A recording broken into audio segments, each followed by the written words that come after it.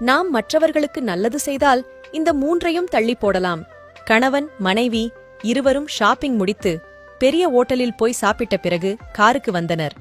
அப்போது ஒரு வயதான அம்மாள் அவர்களிடம் கையேந்தியபடி வர, கணவன் அவளுக்கு பர்சிலிருந்து 100 ரூபாய் எடுத்துக் கொடுத்தான். அவள் நிறைய நன்றி சொல்லிவிட்டு போனாள். எதற்கு 100 ரூபாய்? கர்ணப்பரம்பரையோ 5 10 கிழவிக்கு போட்டிருக்க கூடாதா என்றாள் மனைவி.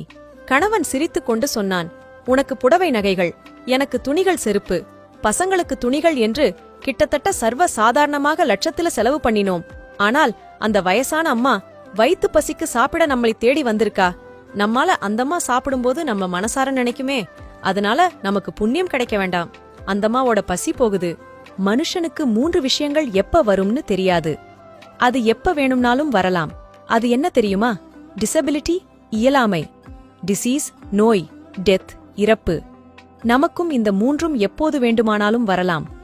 நம்மால் முடியும்போது முடியாதவர்களுக்கு சிறு உதவி பண்றதால கடவுள் நமக்கு அந்த 3ஐயும் தள்ளி போடலாம் என்றான். மனைவி கண் கலங்கி நின்றாள். எனவே மேலே சொன்ன 3ம் நமக்கும் எப்போதும் வரலாம்.